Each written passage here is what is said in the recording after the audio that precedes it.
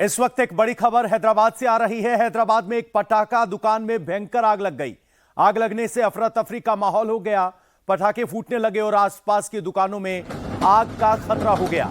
पटाखे की दुकान के पास एक रेस्टोरेंट था। इस रेस्टोरेंट तक आग फैल गई। एक महिला की आग में झुलसकर घायल होने की भी जानकारी सामने आ रही है। वहीं इस आग लगने की वजह से 7-8 गाड़ियां आग में पूरी तरह से जलकर खाक हो गई। मौके पर पहुंची फायर ब्रिगेड और प्रशासन की टीम ने किसी तरह आग पर काबू पाया।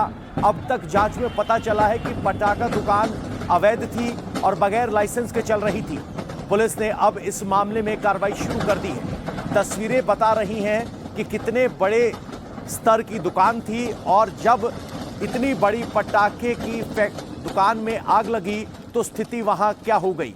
इधर उधर पटाखे फूटने लगे, मिसाइलें निकलने लगी जो पटाखे के तौर पर इस्तेमाल होती हैं और बड़े इलाके में आग का ये मंजर देखने को मिला। 7 से 8 गाड़ियां इस आगजनी में जलकर खाक हो गई। देखिए लोग कैसे कुर्सियों से अपने आप को बचाने की कोशिश करते हुए यहां पर दिखाई दे रहे हैं और यहां पर सिर्फ आग और बारूद का धुआं स्पष्ट दिखाई दे रहा है। मेरी सहयोगी सुरेखा इस वक्त सीधे हैदराबाद से हमारे साथ जुड़ रही हैं। सुरेखा, क्या जानकारी मिल रही है? क्या आग पर पूरी तरीके से काबू पा लिया गया है और कितने कुल लोग घायल हुए?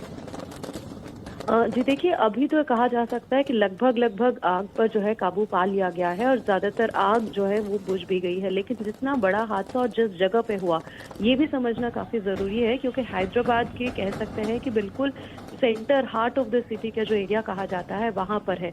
और जहां पे पटाखे की दुकान है वहां से लगकर जो रेस्टोरेंट्स हैं वहां पर अमूमन जो है बहुत भीड़ दिखती है। और खासकर क्योंकि रविवार का दिन होने की वजह से ज्यादातर लोग वहां पर जो है चाट वगैरह खाने के लिए उस इलाके में जाते हैं जहां पर ये हादसा हुआ। और आप देख सकते हैं कि विजुअल्स में भी कि जैसे ही हादसा हुआ जो लोग कुर्सियों में जो बाहर बैठकर खाते हैं चाट वगैरह, तो वो लोग भी भागने की कोशिश में थे, अपने आप को बचाने की कोशिश कर रहे थे। फैमिलीज के साथ आते हैं, बच्चों के साथ।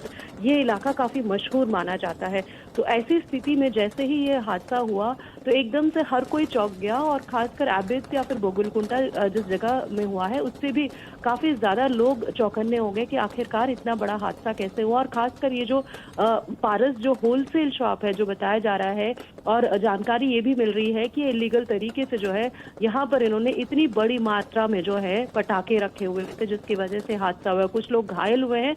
उनको जैसे ही, क्योंकि जैसे हमने कहा कि हार्ट ऑफ द सिटी है, तो जैसे ही खबर मिली तो कह सकते हैं कि फायर ब्रिगेड की तरफ से, उनकी तरफ से भी जो है आग बुझाने का काम जल्द से जल्द पहुंचा गया और काम शुरू कर दिया गया। और जैसे ही जिन लोगों को भी जो घायल हुए हैं उनको तुरंत अस्पताल लेकर जाने का काम हुआ। तो राहत बचाव कार्य जो है वो जल्द से जल्द कम से कम किया गया और जिसकी वजह से कह सकता है कि बहुत बड़ा हादसा होने से टला है। लेकिन इस बात पर अब जोर देना होगा क्योंकि दिवाली का वक्त बिल्कुल नजदीक है और पटाखे जगह जगह पर बिकेंगे। तो इस तरीके की दुकानों में जो खासकर इलीगल है उन पर काबू पाने की और उन पर नजर रखने की काफी ज्यादा जरूरत है इस वक्त। सुरेखा, अमूमन इस तरह से देखा गया है जहां भी पटाखे की दुकान होती है वो शहर से बाहर अलग से लाइसेंस देकर चलाई जाती हैं। शहर के बीचों बीच जहां परिवार खाना खाने के लिए पहुंचे थे वहां कैसे ये दुकान चल रही थी?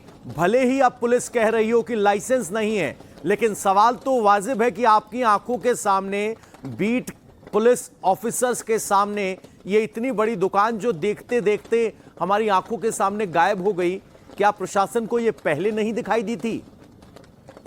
जी देखिए, ये तो कोताही बरती गई है और लापरवाही जो है वो खास तौर पर दिख रही है और इसका खामियाजा बहुत बड़ा हो सकता था।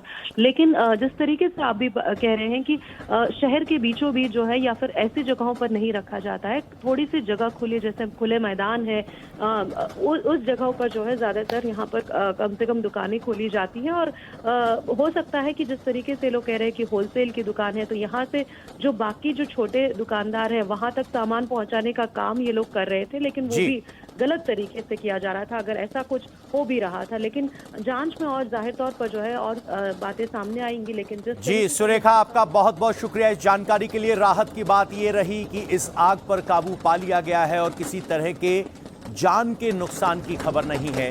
ये राहत की बात है।